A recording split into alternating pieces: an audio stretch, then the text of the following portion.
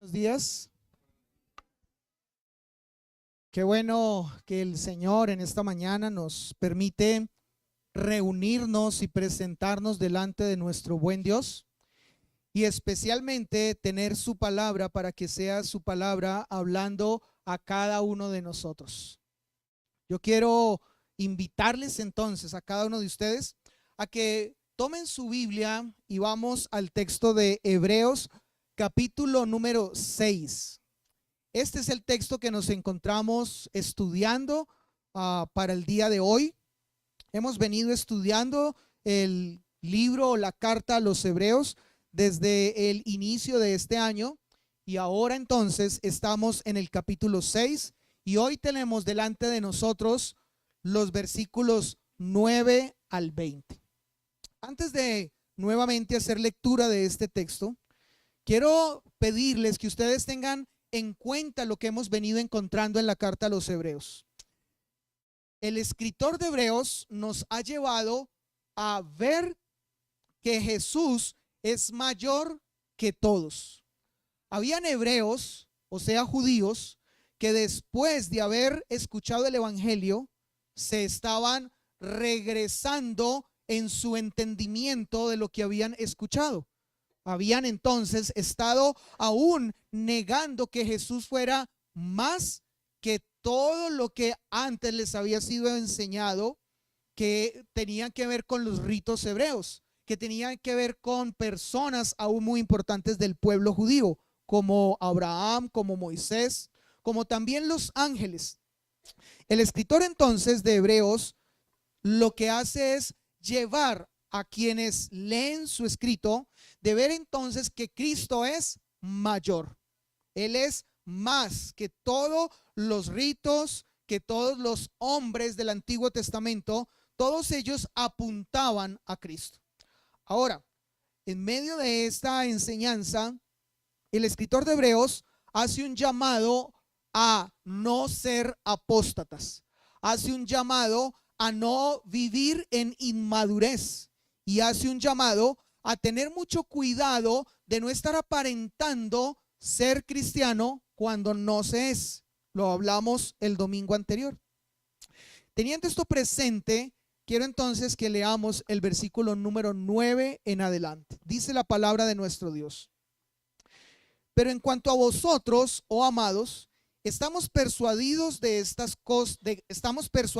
cosas mejores y que pertenecen a la salvación, aunque hablamos así, porque Dios no es injusto para olvidar vuestra obra y el trabajo de amor que habéis mostrado hacia su nombre, habiendo servido a los santos y sirviéndoles aún, pero deseamos que cada uno de vosotros muestre la misma solicitud hasta el fin, para plena certeza de la esperanza, a fin de que no os hagáis perezosos, sino imitadores de aquellos que por la fe y la paciencia heredan las promesas.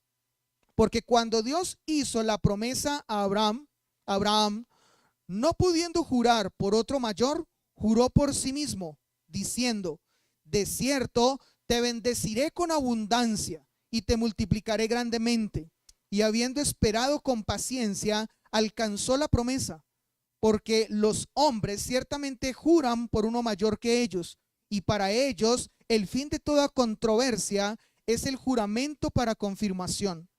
Por lo cual, queriendo Dios mostrar más abundantemente a los herederos de la promesa la inmutabilidad de su consejo, interpuso juramento, para que por dos cosas inmutables, en las cuales es imposible que Dios mienta, tengamos un fortísimo consuelo, los que hemos acudido para asirnos de la esperanza puesta delante de nosotros, la cual tenemos como segura y firme ancla del alma, y que penetra hasta dentro del velo, donde Jesús entró por nosotros como precursor, hecho sumo sacerdote para siempre, según la orden de Melquisedec.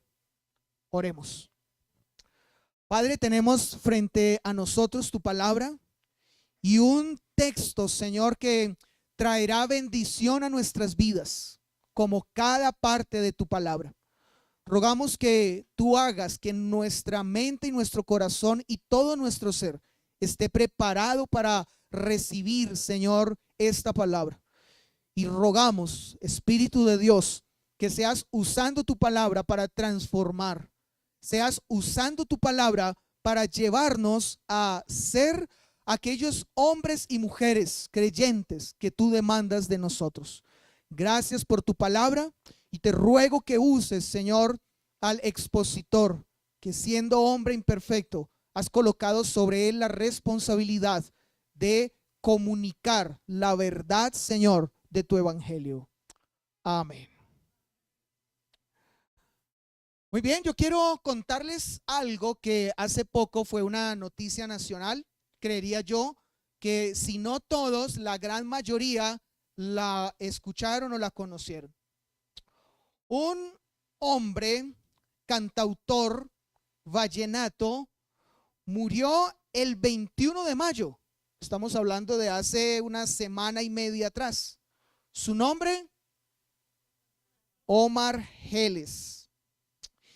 Quizás la canción que a este cantautor le trajo más reconocimiento en medio de el país que lo vio nacer allí en cuanto a la música vallenata fue Los Caminos de la Vida. Suena mucho, especialmente en el Día de las Madres, ¿no? Pero 11 días antes de su muerte lanzó él una última canción.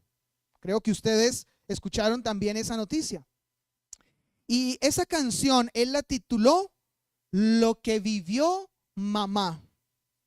Ahora, cito a este hombre, su muerte y especialmente esta canción, porque él en esta canción hace una promesa. No sé si ustedes en algún momento por curiosidad la escucharon o la conocían, pero en la letra de esta canción, en una parte de ella, él hace una promesa. Permítanme, les cito parte de la canción. Ahora no esperen que la cante, pero les voy a citar parte de la canción. Dice esta letra: esto es para ti, mamá, y para ti, compañera de mi vida. Bueno, como la letra misma lo dice, la dedicaba a la mamá y especialmente a su esposa. Hoy recuerdo cuando a mi mamá le cortaban los servicios y salía con un balde a buscar agua donde los vecinos. Y algunos le decían que no. Ay, pero mi vieja de rasca le puso el pecho a la vida. Al mismo tiempo fue papá y mamá. Cuando se quedó solita, pero yo a ti no te voy a dejar. Y quiero que ustedes noten lo que está él diciendo en la canción. Habla de su mamá, pero ahora se refiere a su esposa y le dice: pero yo a ti no te voy a dejar. No te haré vivir lo que vivió mamá. A mis hijitos los levantaré. Al lado tuyo, mi buena mujer. Prometo ser un padre ejemplar, para que Isabela no la vean llorar, junto a José Mario y al gran José Juan, porque de su casa se les fue papá. Bien, esta fue entonces la promesa que hizo Omar Geles en esta canción a su esposa, que la dio a conocer en esta canción 11 días de su muerte, 11 días antes de su muerte. Pero yo quiero que pensemos por un momento en las promesas. Quiero que pensemos en la autoridad que nosotros podemos tener frente a las promesas. Y quiero hacer esta pregunta: ¿realmente tenemos autoridad frente a las promesas? ¿Podemos nosotros asegurar que lo que prometemos se cumplirá? Bueno, de hecho, Omar Geles, 11 días después de hacer pública esta promesa, la rompió. Dejó a su esposa, hizo que comenzara a vivir lo que su mamá también vivió estando el pequeño. Y lo que había dicho de que permanecería con sus hijos para criarlos, ahora les tocaba a ellos educarse solos sin su papá. ¿Y por qué? Porque su papá se les fue. y porque su papá no pudo cumplir la promesa que había hecho. Ahora, esto es solamente una cita para contrarrestar que no es así con nuestro Dios. Aunque ningún ser humano puede cumplir sus promesas o puede asegurar que cumplirá sus promesas, con nuestro Dios es diferente. Es el único que puede no solo prometer, sino que además de esto puede hacer que sus promesas sean cumplidas. Ahora, cuando nosotros leímos el texto que estaba anterior al que hoy estamos estudiando, la primera parte del capítulo número 6, el domingo anterior, lo que nosotros vimos allí fue el mostrar claramente por el escritor de Hebreos que hay muchos que están en las iglesias, aparentan ser cristianos, pero realmente no lo son. Aparentan ser salvos, pero no lo son. Y fue por eso justamente que el pastor Jacobo tituló su mensaje: hay quienes gustan el don celestial y no son salvos. Pero después entonces de que el escritor de Hebreos ha hecho un fuerte llamado de atención de esta manera, ahora el escritor de Hebreos cambia su manera de hablarle a quienes él se está comunicando con ellos por medio de esta carta. Y quiero que volvamos al versículo número 9 de este capítulo 6. Recuerden, venimos de una fuerte advertencia, venimos de un fuerte llamado de atención. Pero escuchen el versículo 9. Pero en cuanto a vosotros, oh amados, estamos persuadidos de cosas mejores y que pertenecen a la salvación, aunque hablamos así. La Biblia de las Américas traduce este versículo de esta manera: pero en cuanto a vosotros, amados, aunque hablamos de esta manera, estamos persuadidos de las cosas que son mejores y que pertenecen a la salvación. El escritor de Hebreos no está pidiendo disculpas por haber hablado de una manera fuerte. Es más, nosotros necesitamos que nos sea hablado en muchos momentos de esta manera fuerte. ¿Es así o no es así? Lo necesitamos porque a veces nuestro pecado o a veces nuestra inmadurez, de la que hablamos también un par de domingos atrás, nos lleva a irnos acostumbrando a una vida contraria a las escrituras, a irnos amañando y tolerando el pecado entre nosotros y a ir viviendo una vida que aparenta ser cristiana, que aparenta ser salvos, pero no lo somos. Sin embargo, después de haber hablado fuertemente el escritor de Hebreos, ahora cambia su tono y empieza diciendo: amados, oh amados, estamos persuadidos de cosas mejores. Ya hemos dado rejo, si es una forma de decirlo, ahora permítanme tratarlos con cariño y hablarles con amor. Y la manera de hacerlo es ahora hablándoles de cosas mejores. Yo creo que todo papá conoce este balance, o por lo menos le ha sido enseñado, y aquí en la iglesia lo hemos hablado una y otra vez. Es necesario el balance, es necesario el rejo, es necesario la correa, pero al mismo tiempo también es necesario el amor, las caricias. Es necesario también el estar allí abrazando y dando besos. Las dos cosas son necesarias y el escritor de Hebreos, inspirado por el Espíritu, justamente ha hecho las dos y ahora está entonces a punto de hablar de esas cosas mejores que traerán esperanza para el verdadero cristiano, que traerán gozo a la vida del verdadero creyente. Ahora, permítame entonces hacerle una pregunta. ¿Sabe usted cuál es el tema el título de la predicación en esta mañana? Un juramento inquebrantable.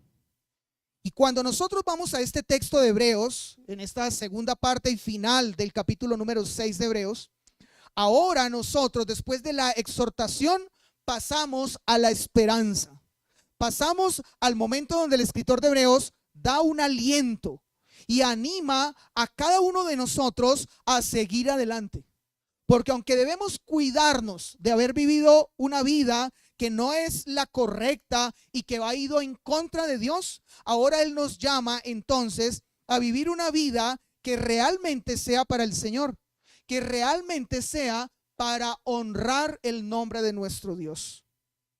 Quiero invitarles a que entonces, teniendo esto presente, estudiamos este texto bajo tres encabezados. Vamos a dividir este texto en tres partes y lo vamos a estudiar de esta manera, haciendo un arreglo homilético. Y de pronto alguno se preguntará, ¿cómo es un arreglo homilético?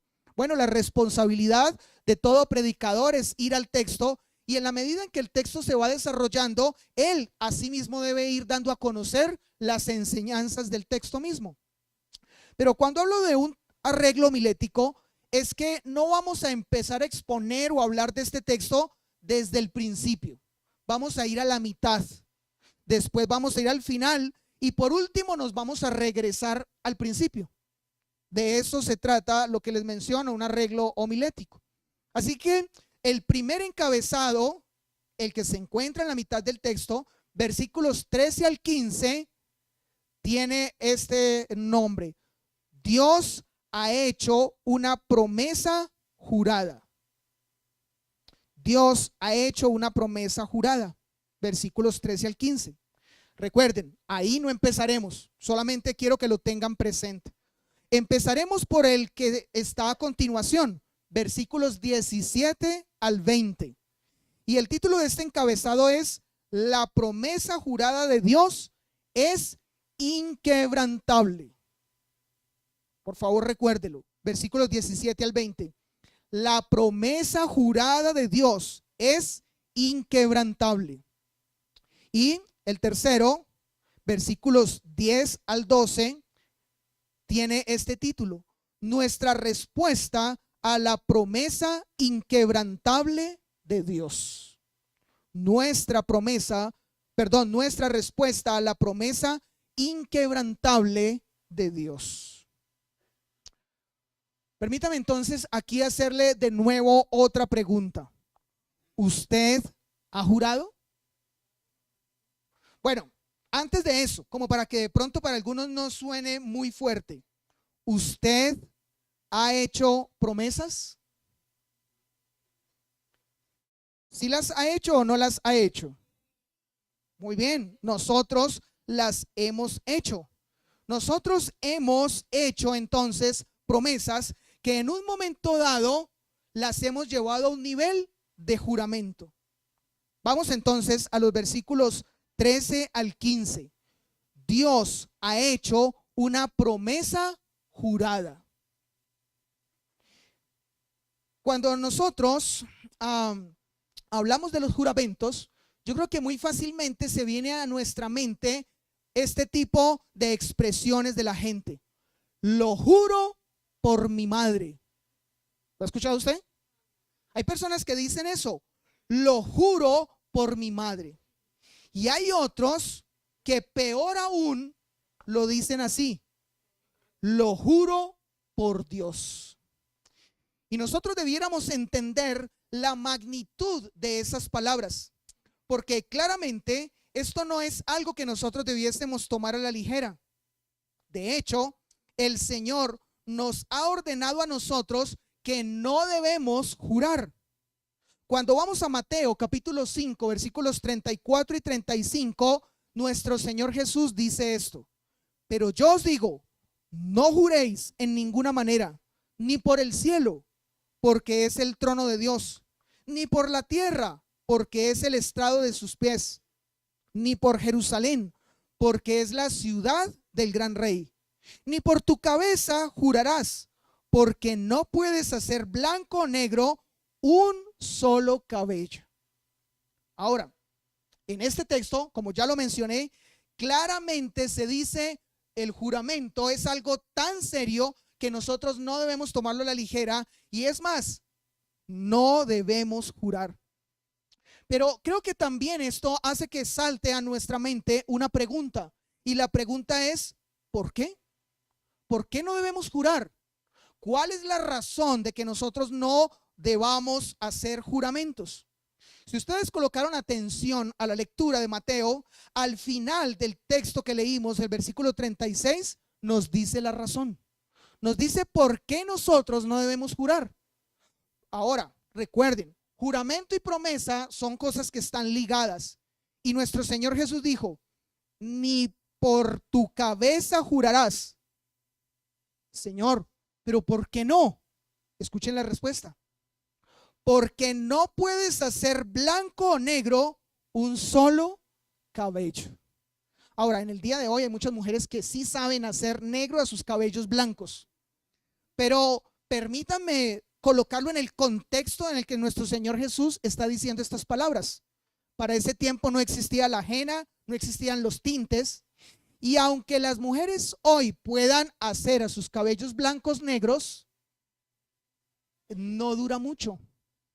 Con el pasar de unos cuantos meses y no muchos, otra vez aparece la realidad de que no podemos hacer a nuestros cabellos blancos negros.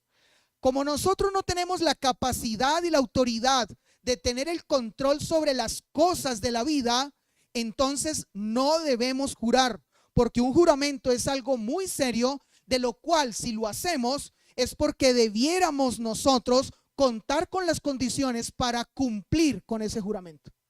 Pero como nosotros no contamos con esas condiciones, Jesús nos dice, no juren. Sin embargo, quiero traer una nota aclaratoria en esta mañana. Aunque nosotros no debemos jurar, resulta que el Señor en su palabra nos llama a hacer un juramento.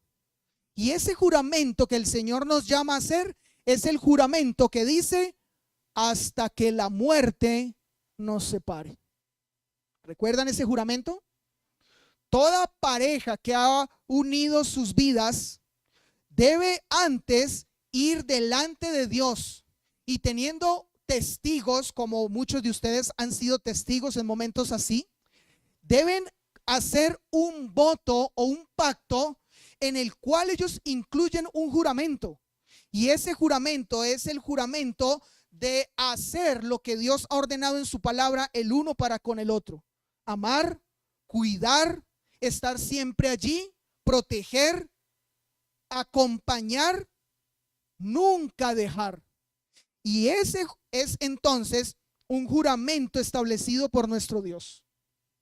Pero eso nos lleva entonces a este pensamiento. ¿Al fin qué? ¿Debo jurar o no debo jurar? Jesús dice que no jure, pero la Escritura dice que en un momento así sí debo jurar. ¿Cuál de las dos? La respuesta está en que cuando estamos dando unos votos matrimoniales delante de Dios, ese juramento nosotros no lo estamos haciendo en nuestras fuerzas. Si realmente lo estamos haciendo como la Escritura lo enseña, es un juramento que estamos haciendo con Dios y de Él tomamos las fuerzas para cumplirlo. A menos de que usted no quiera hacerlo, eso ya es otra cosa. Pero de Él tomamos las fuerzas para cumplirlo. Yo no debo hacer un juramento donde yo no tenga las condiciones para hacer cumplir eso.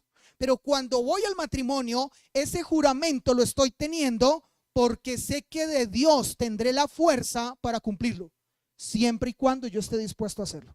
Porque sin embargo hay muchos que deciden tirar la toalla. Ahora, habiendo hecho esta nota aclaratoria, quiero que entonces nos hagamos una pregunta volviendo al texto de Hebreos. Tengan en cuenta el texto de Hebreos capítulo 6 versículos 13 y 14. La pregunta es, ¿cuál es la promesa que ha hecho Dios? Porque el texto nos dijo que Él hizo una promesa. ¿Sí? La pregunta es, ¿cuál es la promesa que ha hecho Dios? Versículos 13 y 14.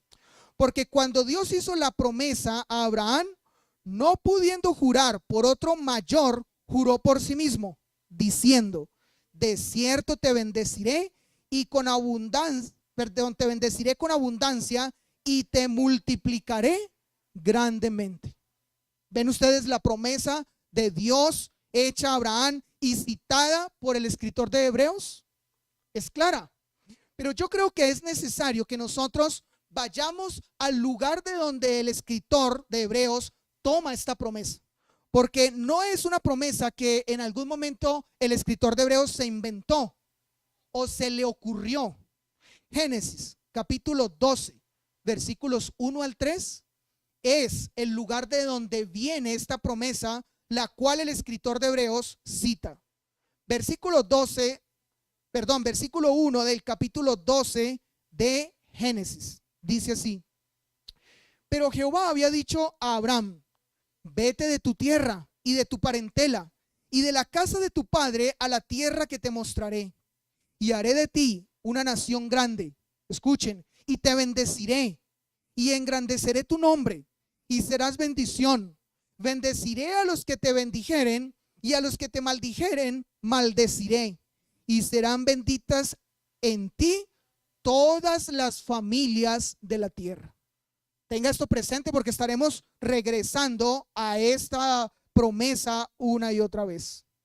Sin embargo, el texto de Génesis, continúa, y en el capítulo 15 él nuevamente ratifica esa promesa.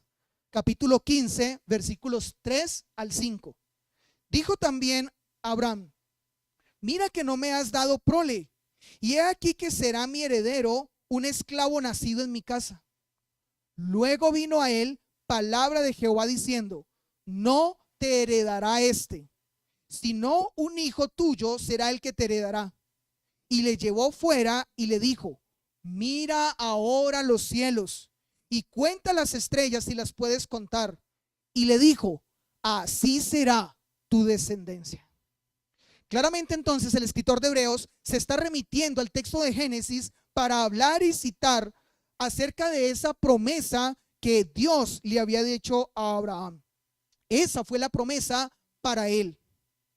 Ahora, definitivamente esa promesa que Dios le había hecho a Abraham era una promesa enorme y una promesa difícil de cumplir. ¿Alguno de nosotros, de los que está aquí, se atrevería a hacer una promesa de estas a alguien? ¿A su esposa o esposo? ¿O a su hija o a su hijo? Creo que nosotros nos abstendríamos de hacer una promesa de esa manera por otra vez lo mismo. No tenemos la más mínima autoridad o capacidad de hacer que un cabello blanco se vuelva negro. En nosotros no está esa condición, en nosotros no está ese poder para lograr el hacer cumplir las promesas. Pero cosa diferente es con Dios. Pero con Dios las cosas son totalmente opuestas. En Él sí está la capacidad de hacer que lo que promete se cumpla. Y es de esa promesa entonces de la que está hablando el escritor de Hebreos. Pero resulta que cuando nosotros seguimos leyendo el texto de Hebreos, capítulo 6, versículo 15, encontramos algo un tanto extraño. Yo les he dicho en otros momentos, cada vez que vayamos a la escritura, leamos la palabra de Dios con mucho detenimiento, porque a veces pasamos por alto muchos detalles que deben llamar nuestra atención. Versículo 15 dice: y habiendo esperado con paciencia, alcanzó la promesa. ¿A quién se está refiriendo el texto? Se está refiriendo a Abraham. Dice la Biblia de las Américas de esta manera: y habiendo esperado con paciencia, Abraham obtuvo la promesa. Pero, ¿qué es lo extraño? ¿Qué es lo extraño de esas palabras del escritor de Hebreos? Permítame recordarle la promesa. Ya la leímos. Génesis 12, versículo 2 y 3. Escuche la promesa y piense: y haré de ti una nación grande, y te bendeciré, y engrandeceré tu nombre, y serás bendición. Bendeciré a los que te bendijeren, y a los que te maldijeren maldeciré, y serán benditas en ti todas las familias de la tierra. ¿Qué es lo extraño? ¿Qué es lo que nosotros debemos notar en estas palabras? Le voy a hacer esta pregunta para llevarlo a ver lo extraño de estas palabras. ¿Esta promesa se cumplió antes de la muerte de Abraham? ¿Abraham vio cumplidas esas palabras de parte de Jehová para con él? Abraham vio la nación grande. Abraham vio su nombre grande. Él vio que todas las familias de la tierra habían sido bendecidas en él. No. Sin embargo, el texto dice, y habiendo esperado con paciencia, alcanzó la promesa. ¿Cómo así? Esto es parte de lo que nosotros debemos considerar. Sin embargo, yo quiero que veamos ahora lo que dice Génesis capítulo 25, versículos 7 al 9 en su primera parte. Vamos a estar en Génesis y en Hebreos. Y también recuerde algo que mencionamos cuando comenzamos a estudiar Hebreos. Hebreos es solo posible entenderlo de la manera correcta siempre y cuando estemos yendo al Antiguo Testamento para ver de dónde el escritor de Hebreos toma cada una de sus enseñanzas, porque es sobre estos textos del Antiguo Testamento que el escritor de Hebreos edifica su enseñanza. Génesis capítulo 25, versículos 7 al 9 dice: y estos fueron los días que vivió Abraham, 175 años, y exhaló el espíritu, y murió Abraham en buena vejez, anciano y lleno de años, y fue unido a su pueblo, y los sepultaron Isaac e Ismael, sus hijos, en la cueva de Macpela. Ahora, el texto nos está diciendo que cuando Abraham muere, toda su descendencia se componía de dos personas. Solo dos. ¿Cuáles eran esas dos personas? Sus dos hijos, Isaac e Ismael. Así que entonces, claramente nosotros podríamos decir que de una manera literal, Abraham no vio cumplida esa promesa. Pero el escritor de Hebreos dice, y habiendo esperado con paciencia, alcanzó la promesa. Ahora, ¿cómo entender esto? Bueno, por un lado, este texto de Hebreos está haciendo referencia a lo que Génesis 21:5 nos habla. Este texto dice, y era Abraham de 100 años cuando nació Isaac, su hijo. La promesa de Dios para Abraham tenía que ver con que él le daría un hijo. Y esa promesa Dios se la dio 25 años más o menos antes, alrededor de cuando él tenía 75 años. Y lo que él debía hacer era esperar pacientemente al cumplimiento de esa promesa. Pero había un gran problema. Bueno, de hecho eran dos. ¿Cuál? Por un lado, Abraham y Sara eran ancianos. Ya estaban avanzados en edad. Ese era un gran problema. Imagínense ustedes hoy que sus abuelos de 75 años les salgan con la perlita de que están esperando un hijo. Un hijo del cual ustedes claramente podían ser los tíos o hasta casi que los abuelos también. Ahora, por un lado ellos estaban ancianos, pero por otro lado Sara era estéril. Sin embargo, Dios se encargó de cumplir sus promesas, porque es el único que tiene el poder para hacerlas cumplir. A la edad de 100 años, este hombre tuvo su hijo Isaac, el hijo de la promesa. Pero también hay algo más que nosotros debemos notar, y para esto debemos ahora ir al Nuevo Testamento. Gálatas capítulo 3, versículo número 8, dice así: y la escritura, previendo que Dios había de justificar por la fe a los gentiles, dio de antemano la buena nueva a Abraham diciendo: en ti serán benditas todas las naciones. ¿Sabe qué es lo que está diciendo ahora Pablo escribiéndole a la iglesia de Galacia? Pablo le está diciendo, ustedes y nosotros somos el cumplimiento de esa promesa. Eso que Dios le dijo a Abraham, Dios lo cumplió. Eso, en otras palabras, no solamente los descendientes de Abraham eran Isaac y su hermano, correcto, Ismael, sino que ahora todos los que habían creído por fe, la misma fe que tuvo Abraham, también ellos se convertían entonces en descendientes de Abraham. se convertían entonces en el cumplimiento de esa promesa de Dios. Pero volvemos al mismo punto de lo que hemos planteado. Pero, ¿y Abraham estaba viendo eso? Abraham estaba viendo que esa promesa que Dios había hecho había alcanzado a muchos, como los que habla el apóstol Pablo en Gálatas 3:8. La respuesta es no. La promesa de Génesis 12:2, y haré de ti una nación grande y te bendeciré y engrandeceré tu nombre y serás bendición, se cumplió. Pero pregunta, ¿Abraham la vio? La respuesta es no, aparentemente. Sin embargo, hay un texto del Nuevo Testamento que nosotros no podremos dejar de ver y que habla de esto. Yo quiero pedirle que usted ahora en su Biblia vea Mateo capítulo 22, versículo 32.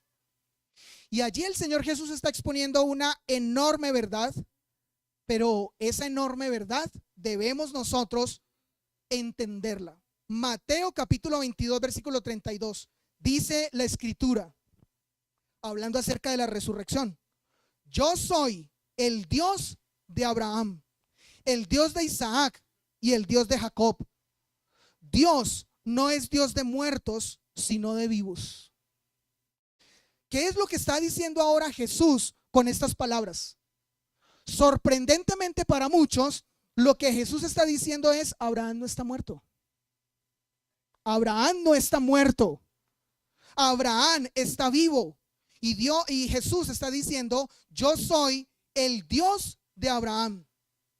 Debemos notar que este texto no dice: yo fui el Dios de Abraham, porque él ya está muerto. No, el texto está diciendo: yo soy el Dios de Abraham. Con eso queriendo decir que Abraham estaba vivo. Ahora, el hecho de que él estuviera vivo no significaba que él estaba caminando en medio de ellos. No significaba que ellos podían ir a algún lugar a encontrarse con él, a tomar té. Pero sí significa que Abraham en ese momento estaba vivo. ¿Y estaba vivo en dónde? Estaba vivo en la presencia de Dios. Aunque él había muerto, había resucitado y estaba en la presencia misma de Dios. Por eso entonces, cuando el escritor de Hebreos dice: y habiendo esperado con paciencia, alcanzó la promesa, con eso está diciendo: sí se cumplió. Literalmente se cumplió. No de pronto en el tiempo en el que él vivió físicamente, pero es que él no está muerto, él está vivo. Y ahora él ve cumplido esta promesa. Lo que Pablo habla en Gálatas, que lo leímos, Abraham lo está viendo desde el cielo. Muchos hombres y mujeres han sido bendecidos por la promesa que le fue hecha a él. Así que entonces Dios ha hecho un juramento, y ese juramento está basado entonces en esta promesa. Versículo ahora 13, nuevamente, capítulo 6 de Hebreos. Porque cuando Dios hizo la promesa a Abraham, no pudiendo jurar por otro mayor, juró por sí mismo. Versículo ahora 16. Porque los hombres ciertamente juran por uno mayor que ellos, y para ellos el fin de toda controversia es el juramento para confirmación. Un comentarista con respecto a esta parte del texto dijo lo siguiente: los seres humanos usan el nombre de alguien más grande que ellos para darle seriedad a una promesa.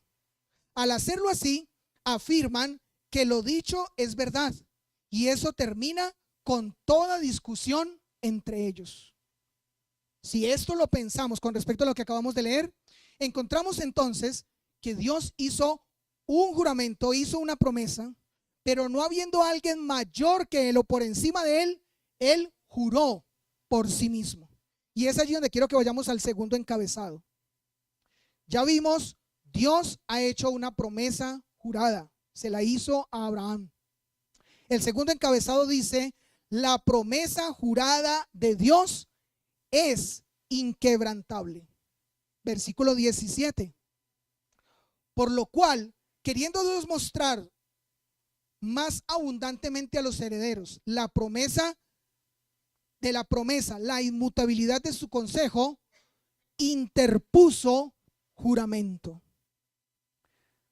esta expresión del escritor de Hebreos nos está hablando entonces de que Dios no solamente ha hecho una promesa, sino que esa promesa Él la ha llevado al nivel del juramento. Y por causa de él haber hecho un juramento, ahora esa promesa jurada es inquebrantable.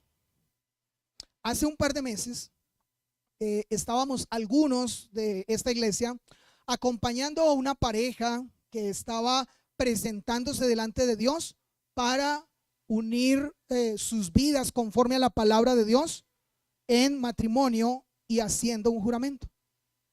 Y justamente en ese momento citamos el texto que quiero nuevamente citarles en esta mañana. Volvamos a Génesis. Génesis capítulo 15. Y vamos a mirar ahora los versículos 8 al 10. Recuerden, el escritor de Hebreos nos dice que Dios hizo una promesa. Y esa promesa es una promesa que ahora es inquebrantable. Pero la pregunta es, ¿por qué es inquebrantable esa promesa? Seguimos hablando de la promesa de Dios a Abraham, la promesa de darle una descendencia numerosa y que a través de ella serían benditos todas las familias de la tierra. Versículo 8. Y él respondió: Señor Jehová, ¿en qué conoceré que la he de heredar? Porque él en esa promesa incluyó la tierra. O en otras palabras, lo que Abraham le estaba preguntando a Dios es: ¿cómo puedo estar seguro de que esta tierra será mía? Versículo 9. Y le dijo, si ustedes estuvieron en ese momento de ese matrimonio, van a recordar lo que en esta mañana nuevamente vamos a traer a la memoria. Pero si no, va a conocer lo que este texto está enseñando. Versículo 9. Y le dijo, tráeme una becerra de 3 años y una cabra de 3 años y un carnero de 3 años, una tórtola también y un palomino. Y tomó él todo esto y lo partió por la mitad y puso cada mitad una frente a la otra, mas no partió las aves. ¿Qué es lo que está haciendo aquí el Señor? Lo que el Señor aquí con este ritual del que nosotros estamos leyendo, lo que Él está haciendo es que está realizando esa promesa, o está haciendo que esa promesa para con Abraham sea una promesa que sea ratificada por algo que es inquebrantable. Ahora, recordemos, es necesario que nosotros lo hagamos. Recordemos, ¿cuál es la promesa? Versículo 5 de ese capítulo 12. Y lo llevó afuera y le dijo, mira ahora los cielos y cuenta las estrellas, si las puedes contar. Y dijo, así será tu descendencia. Esa es la promesa. Ahora, ¿cuál es el juramento? Escuchen el juramento, lo acabamos de leer, versículos 9 y 10 en su primera parte. Y le dijo, tráeme una becerra de 3 años y una cabra de 3 años y un carnero de 3 años, una tórtola también y un palomino. Y tomó él todo esto y lo partió por la mitad y puso cada mitad una frente a la otra. Esta es la promesa. Pero yo sé que muchos de nosotros podemos leer esto y decir, ¿qué es lo que allí está sucediendo? ¿Qué es lo que allí está pasando? Bien, para los judíos de ese tiempo, la manera de hacer juramentos era esta. ¿Cómo hoy nosotros ratificamos nuestras promesas? ¿O cómo hoy nosotros ratificamos nuestros juramentos? Lo hacemos delante de alguien con una mayor autoridad que la nuestra. ¿Quién? Un notario, por ejemplo, o un juez, por ejemplo, cuando va a haber un matrimonio. Pero en el caso del pueblo judío, ellos hacían este ritual para establecer sus juramentos, para hacer que sus promesas fueran promesas juradas. El hecho entonces de que nos parezca raro que ellos trajeran animales, los mataran, los partieran a la mitad, a un lado una mitad y al otro lado otra mitad, era para decir, esto que estoy prometiendo, juro que se cumplirá. Pero ¿dónde Dios hace que esa promesa que tiene ese juramento sea inquebrantable? Vamos ahora a ese capítulo 12, versículos 17 y 18 en su primera parte.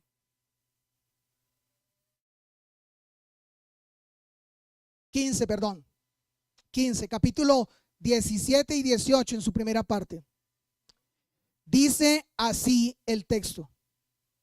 Y sucedió que puesto el sol y ya oscurecido, se veía un horno humeando y una antorcha de fuego que pasaba por entre los animales divididos.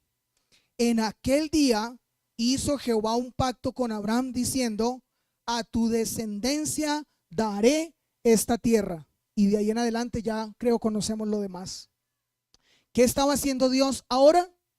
Lo que Dios estaba ahora haciendo es que Él, representado en el fuego o en la antorcha, estaba pasando entre la mitad de los animales divididos. Si notamos, Él estaba pasando solo, pero al pasar solo, Él estaba haciendo que esa promesa jurada a partir de allí fuera inquebrantable. ¿Por qué? Porque la razón de Él pasar por la mitad entre esos animales muertos y divididos estaba con eso queriendo decir: si yo no cumplo esta promesa, que me pase lo que le pasó a estos animales. En otras palabras, Dios estaba diciendo: si yo no cumplo la promesa, entonces que yo muera. Yo debo morir como estos animales han muerto. ¿Eso es posible? Dios no puede morir. Así que esa promesa jurada con la que Dios está haciendo ese ritual, Él está diciendo: esa promesa no tiene otra manera de suceder sino cumplirse. Esa promesa jurada es inquebrantable. Ahora, miremos entonces, volviendo al texto de Hebreos, lo que continúa diciendo el escritor, que ha tomado de Génesis para hablar y exponer lo que ya hemos dicho hasta ahora. Versículos 18 y 19.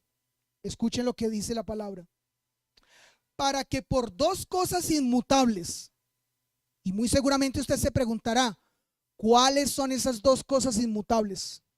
La primera, la promesa. La segunda, el juramento. Esas dos cosas, tanto promesa como juramento, para Dios son inmutables. Y sigue diciendo el escritor, en las cuales es imposible que Dios mienta, tengamos un fortísimo consuelo, los que hemos acudido para asirnos de la esperanza, pues puesta delante de nosotros, la cual tenemos como segura y firme ancla del alma. Ahora, dice el texto entonces que esta promesa de la cual el escritor de Hebreos ha citado del Génesis, la ha citado por una razón, y la ha citado para hacer un fortísimo consuelo. Permítame hacerle a usted una pregunta en esta mañana. ¿Qué hay en su cabeza o qué llega a su mente cuando usted sabe que Dios es ese tipo de Dios que tiene el poder para prometer, para asegurar que va a cumplir su promesa, y fuera de eso para sellar de una manera inquebrantable lo que Él ha prometido? ¿Eso le trae a usted temor, angustia, desesperación, intranquilidad? ¿O al contrario de eso, el saber que Dios tiene esa capacidad de hacer cumplir sus promesas trae a usted seguridad, paz, consuelo, esperanza? ¿Cuál de las dos pasan en usted? El escritor de Hebreos sabe que cuando nosotros somos conscientes del poder y la capacidad que hay en nuestro Dios, eso se traduce a nuestra vida en consuelo. Ustedes recuerdan que el apóstol Pablo, hablando acerca de la resurrección, él dice: otros se burlan de nosotros porque creen que no hay resurrección de los muertos. Pero si no hubiera resurrección de los muertos, nosotros seríamos los más dignos de lástima, de conmiseración. Sin embargo, porque hay resurrección de muertos, entonces no estamos detrás de algo sin sentido o de algo que trae a nuestra vida desesperanza. Al contrario, como dice el escritor de Hebreos, la esperanza puesta delante de nosotros, la cual tenemos como segura y firme ancla del alma. Yo quiero pedirle que usted ahora piense en esto. Muy bien, el escritor de Hebreos ha citado una promesa hecha a Abraham y ha confirmado que esa promesa es jurada y es inquebrantable. Pero tenemos que hacernos una pregunta aquí, y la pregunta es: ¿y qué tiene que ver eso conmigo? ¿Y de qué manera eso me afecta a mí? ¿De qué manera eso tiene que ver con mi vida y con mi fe? ¿De qué manera? Porque muy bueno para Abraham, porque muy bueno para sus hijos, especialmente para Isaac. Pero, ¿y qué tiene que ver eso conmigo? Yo creo que necesitamos pensar entonces en cuál es ese consuelo que trae el ver ese poder de nuestro Dios y esa esperanza y esa ancla firme de la cual está hablando Hebreos. Quiero ahora pedirle entonces que sigamos leyendo la parte final de este texto. Quiero que veamos lo que dice el versículo número 19 y 20. Y que penetra hasta dentro del velo, donde Jesús entró por nosotros como precursor, hecho sumo sacerdote para siempre, según la orden de Melquisedec. ¿Qué está diciendo el escritor de Hebreos? Sí, muy bien, la promesa hecha a Abraham. Y Dios la ha cumplido. Y no hay absolutamente ninguna duda frente a eso. Pero para nosotros hay otra promesa. Para cada uno de nosotros, no solamente para los hebreos a los que se ha escrito este texto, sino para nosotros hay otra promesa. ¿Y cuál es esa promesa? Que el velo se rompió, se rasgó, y que por causa de haberse rasgado ese velo, ahora tú y yo tenemos entrada al lugar santísimo. ¿Recuerdan de qué velo está hablando el escritor de Hebreos? El escritor de Hebreos está hablando de lo que en Marcos capítulo 15 versículo 38 se dice: entonces el velo del templo se rasgó en dos, de arriba a abajo. Ese velo era el que separaba el lugar santo del lugar santísimo. ¿Cuánto de ancho tenía ese velo? Podría ser de ancho como una pared. Alrededor de 10 centímetros de ancho tenía ese velo. Pero ese velo fue rasgado. ¿Y para qué? Para asegurarnos a ti y a mí que podemos tener acceso, entrada al lugar santo, a la presencia de Dios. ¿Eso es consuelo para ti? ¿Eso es para ti motivo de gozo y de esperanza? ¿Eso es para ti un motivo de alegrarte y de regocijarte? Porque el Señor, así como le prometió a Abraham y así como le cumplió a él, tal cual sucederá contigo y conmigo. Si tú has creído en Cristo y si tu vida ha ido a Él en arrepentimiento y fe, tú puedes entrar al lugar santo y estar delante de Él. Porque el gran sumo sacerdote, que era igual a Melquisedec, logró esto para siempre, para tu vida y para mi vida. Yo quiero pedirles que ustedes escuchen los siguientes textos. Escúchenlos. Dice Juan capítulo 17 versículo 24. Padre, aquellos que me has dado, quiero que donde yo estoy, también ellos estén conmigo, para que vean mi gloria que me has dado. El Señor ha prometido tenernos con Él, en su presencia, en el lugar donde Él está, y estar allí sirviéndonos a nosotros, en el buen sentido de la palabra. Primera de Tesalonicenses capítulo 4 versículo 17 en su segunda parte. Ahora el apóstol Pablo dice: seremos arrebatados juntamente con ellos en las nubes para recibir al Señor en el aire, y así estaremos siempre con el Señor. ¿Qué dice ahora Pablo? Pablo dice: el lugar que nos espera, el lugar que está para los verdaderos creyentes es con su Señor. Y no es por un periodo de tiempo, es para siempre. Ese es el lugar que espera para ti si has creído en Cristo. Ese es el lugar que Él está reservando para tu vida. Y si Él le cumplió a Abraham, si Él hizo una promesa con él, y esa promesa la juró, y esa promesa Él la hizo inquebrantable, adivina qué va a hacer con tu vida y con la mía. Adivina qué es lo que va a hacer con todos aquellos que en arrepentimiento y fe se presentan delante de Él. Apocalipsis capítulo 7 versículo 17 en su primera parte. Dice este texto: porque el Cordero que está en medio del trono los pastoreará y los guiará a fuentes de agua viva. En una ocasión yo les preguntaba a ustedes: ¿qué es lo que ustedes anhelan en el cielo? Algunos dicen, yo anhelo ver las calles de oro y el mar de cristal. Bueno, eso está bien, pero anhelas poco, porque realmente lo que un verdadero cristiano anhela en el cielo es poder ser pastoreado por Cristo mismo. Es poder que Cristo mismo esté allí con nuestra vida, guiando nuestra vida, dirigiendo nuestra vida, llevando nuestra vida hacia esos planes y propósitos perfectos de Él. Y eso es lo que Él ha prometido para nosotros. Si Cristo le cumplió a Abraham, Cristo nos cumplirá a nosotros.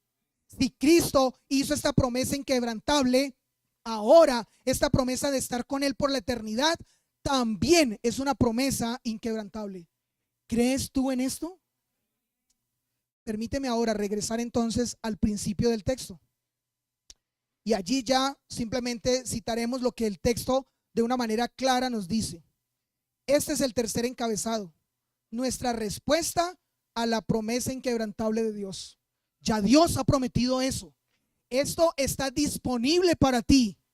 ¿Tú qué vas a hacer? ¿Cómo te vas a comportar? ¿Cuál va a ser tu reacción frente a esa promesa que Dios ya ha hecho? De poder que tú estés en el lugar santísimo. Versículos 10 al 12 del capítulo 6 de Hebreos. Dice el versículo 10, porque Dios no es injusto para olvidar vuestra obra y el trabajo de amor que habéis mostrado hacia su nombre, habiendo servido a los santos y sirviéndoles aún. El escritor de Hebreos dice, Dios observa cuando tú eres falto. Dios observa cuando tú eres mediocre. Dios observa cuando tú estás siendo un apóstata. Pero eso no es todo lo que Dios observa. Dios observa cuando tú haces lo que es correcto, cuando trabajas y sirves para Él, cuando eres ese hombre que sirve o mujer que sirve a otros y permaneces fiel al Señor. En la carta a los Romanos, finalizando esta carta, capítulo 16, nosotros encontramos esto escrito del apóstol Pablo, pero inspirado del Espíritu Santo. Saludad a Priscila y Aquila, mis colaboradores en Cristo Jesús, que experimentaron su vida, que expusieron su vida por mí. Versículo 6. Saludad a María, la cual ha trabajado mucho entre vosotros. Versículo 7. Saludad a Andrónico y a Junias, mis parientes y mis compañeros en las prisiones. Versículo 12. Saludad a Trifena y a Trifosa, los cuales trabajan en el Señor. Saludad a la amada Pérsida, la cual ha trabajado mucho en el Señor. ¿Por qué Pablo menciona a estas personas y dice estas características de ellas? Por lo que dice el escritor de Hebreos. Él no olvida nuestro trabajo en el Señor. Él no olvida nuestro esfuerzo en su obra. Él la tiene claramente en su mente y no va a dejar que quede en el olvido. Así que entonces, si tú has creído en la promesa de Dios, si tú has creído en que es una promesa jurada, que Él cumplirá, que es inquebrantable, todo lo que tú hagas, el Señor lo tomará y lo pesará. Todo lo que tú hagas, el Señor lo conservará y lo cuidará, para entonces con eso mismo bendecir tu vida el día en el que tú estés delante de su presencia. Por eso la pregunta es, ¿qué harás entonces con respecto a esa promesa inquebrantable de Dios? ¿Serás como los anteriores cristianos, los cuales aparentaban ser cristianos, pero no lo eran? Estuvieron entre nosotros, disfrutaron todo lo que nosotros disfrutaron, recibieron la predicación de la palabra, hasta fueron bendecidos con las cosas que la iglesia vive, pero al final se apartaron. ¿Tú qué harás? ¿Cuál será tu respuesta a esa promesa? Versículo 11. Pero deseamos que cada uno de vosotros muestre la misma solicitud y escuche hasta el fin, para plena certeza de la esperanza. El apóstol Pablo aquí está citando una doctrina fundamental en la vida del cristiano. Esa doctrina es la perseverancia de los santos. ¿Tú quieres saber si eres salvo? ¿Quieres saber si el Señor te ha salvado? ¿Quieres saber si realmente el Espíritu Santo reposa sobre ti? persevera. Esa es la manera, persevera. Si tú no perseveras, estás demostrando que no.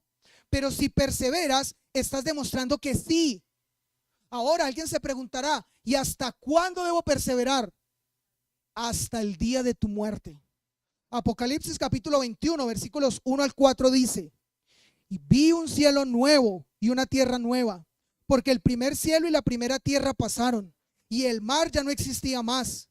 Y yo, Juan, vi la santa ciudad, la nueva Jerusalén, descender del cielo de Dios, dispuesta como una esposa ataviada para su marido.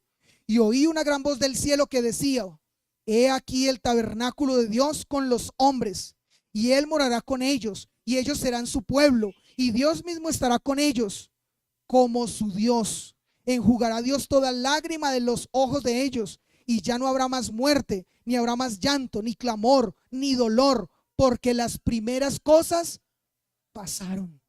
Eso es lo que el Señor te promete. Eso es lo que el Señor ha jurado.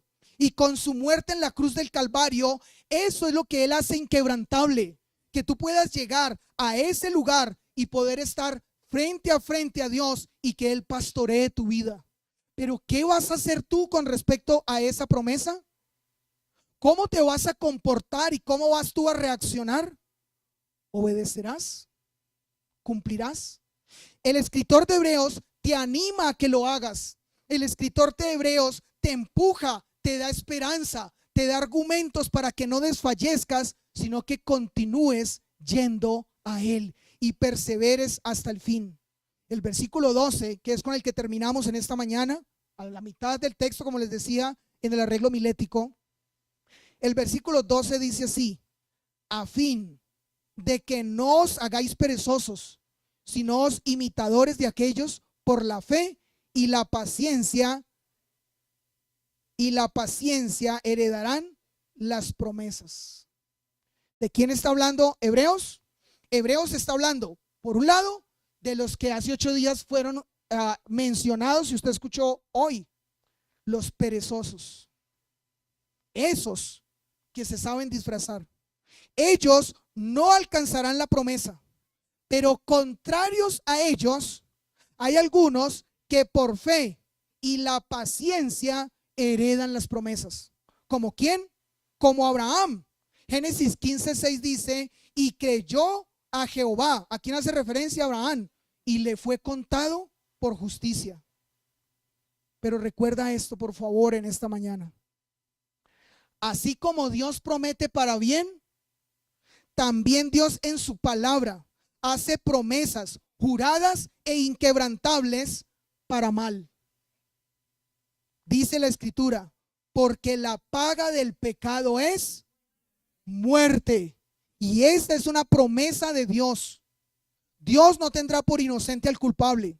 Todo aquel que desprecie su promesa, todo aquel que no crea en el juramento que él ha hecho, todo aquel que tire por tierra esa promesa inquebrantable que él ha hecho, hará que esta promesa se cumpla en su vida.